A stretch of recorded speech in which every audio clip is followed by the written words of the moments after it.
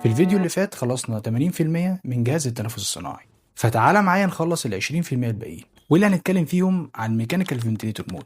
وعلشان نعرف يعني ايه مود وقبل ما نبدأ في اي كلام لازم نحط قدامنا 3 أسئلة: مين اللي بدأ النفس، ومين المتحكم فيه، ومين اللي أنهى النفس. وعلشان كده خليني اقول لك اشهر الطرق اللي هيتعامل بيها الجهاز مع النفس. واول مود معانا هو الفوليوم كنترول، ومن اسم المود هنعرف ان احنا بنتحكم في الفي تي او كمية النفس اللي داخلة للعيان. وهنا الجهاز انت بتقول له اضمن لي نفس ثابت، بمعنى ان حجم الهواء اللي داخل هتثبته، لكن الضغط هيطلع وينزل على حسب حالة الرئة. يعني انت بس بتظبط الفي تي او كمية الهواء اللي داخله، والجهاز بيدي هو الضغط زي ما هو عايز. يعني هنا لو رئة ناشفة او المقاومة فيها عالية بسبب مرض معين، هنا الضغط هيعلى علشان يقدر يدخل كمية الهواء اللي انت محتاجها. وهنا المود ده من مميزاته انك ضامن حجم هواء ثابت في النفس الواحد، وده مهم في حالات كتير زي الاي ار دي اس، وكمان بيسهل لي التحكم في نسبة السي او 2. ولو جينا نفكر في عيوبه هنعرف ان ارتفاع الضغط ده غير المحسوب ممكن يدخلني في باروتروما او نيموثوركس. وكمان هنعرف انه مش مريح لكل المرضى. ليه؟ علشان انا بفرض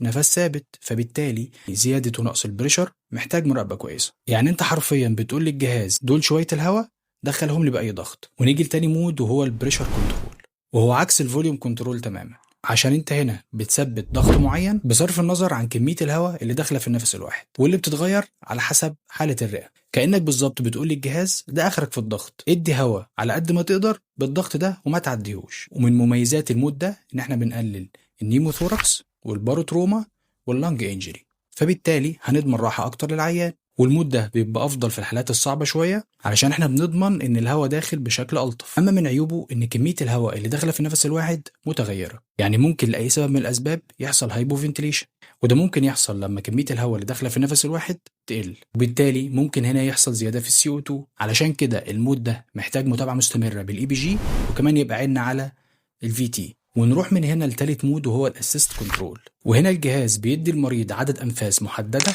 على حسب البارامترز اللي انا بظبطها. ولكن هنا في ميزه زياده، ان المريض لو حب ياخد نفس الجهاز بيساعده بنفس الاعدادات او البارامترز اللي مظبوطه. وطبعا ده من مميزاته ان كل نفس بياخد نفس الحجم والضغط، وده بيبقى مناسب جدا لحالات ريسبيراتوري فيلير. وعلشان هو بيضمن كميه هواء ثابته في كل نفس، ده بيقلل عندي حدوث الهايبوفنتليشن. وطبعا المود ده اريح للمريض، علشان المريض لو حب ياخد نفس لوحده الجهاز بيساعده. لكن من عيوبه ان هو ممكن يحصل هايبر فنتيليشن، خصوصا لو المريض بيتنفس بسرعه عاليه وطلب ان هو ياخد انفاس كتير. ولو مفيش مراقبه كويسه مننا للعيان هيقلل نسبه السي او 2، وممكن يدخل العيان بتاعي في ريسبيراتوري الكالوسيس. ومن اخطر عيوبه كمان ان هو ممكن يعمل ريسبيراتوري ماسل ويكنس، وهنا عشان الجهاز بيعمل معظم الشغل فبيخلي العيان معتمد اعتماد كلي على الجهاز ده. ونيجي الرابع مود وهو الاس اي ام في او السينكرونايزد انترميتنت مانداتوري فنتيليشن. وانا بسمي المود ده مود تريح الدماغ علشان الجهاز بيمشي مع المريض، لان الجهاز هنا بيدي عدد انفاس معينه اجباري،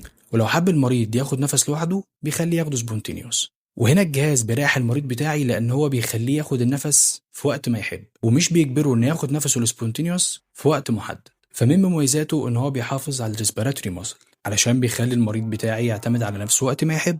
وكمان بنستخدمه احيانا في وقت الويننج او مرحله فطام العيان من على جهاز التنفس الصناعي، وده علشان ممكن اقلل عدد الانفاس اللي بياخدها المريض بتاعي تدريجيا.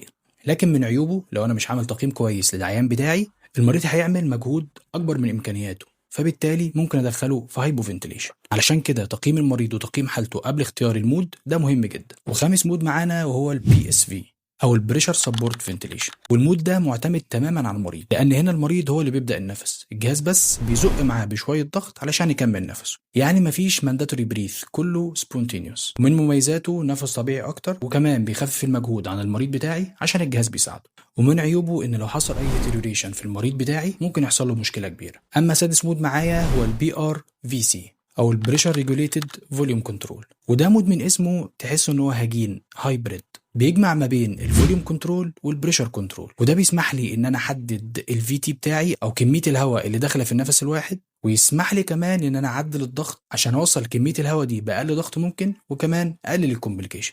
لكن المود ده قليل قوي ما بنلاقيه لانه محتاج كلوزد مونيتور، يعني المريض يبقى تحت عيني كل لحظه. نيجي لسابع مود وهو الاي بي ار في او الاير واي بريشر ريليز فنتيليشن، والمود ده باختصار شديد ان انا بدي العيان ضغط عالي لفتره طويله واعمل ريليز لفتره قصيره عشان اسمح بخروج السي او 2، وهنا المريض بتاعي يقدر يتنفس سبونتينيوس طول الوقت، وده طبعا بيحسن الاو 2 والبرفيوجن ويعمل لانج بروتكشن. لكن الحقيقه المود ده نادر قوي لما نلاقيه، عشان هو محتاج خبره عاليه في ضبط السيتنج، خصوصا السيتنج لو ما ظبطتش كويس ممكن يعمل احتباس للاو 2، علشان كده مش مناسب لكل المرضى وكمان صعب اراقبه. لو جينا اتكلمنا عن المود اللي بعده، الحقيقه مش فاكر هو رقم كام، السباب continuous positive airway pressure. وهنا من اسمه الجهاز بيديني ضغط ثابت في الشهيق والزفير، والعيان بتاعي بياخد نفسه عادي خالص بدون اي تدخل. وميزه الضغط الثابت ده ان هو بيحافظ على الالفيولاي او الحويصله الهوائيه وبيحميها، وبالتالي بيضمن ان ما يحصلش كولابس ويضمن اكسجينيشن كويس للعيان بتاعي. وكمان من اهم مميزاته ان احنا ممكن نستخدمه بسباب ماسك، مش لازم اندوتراكيال تيوب او تراكيستومي تيوب. واخر مود معانا هو الباي باب او الباي ليفل بوزيتيف اير واي بريشر،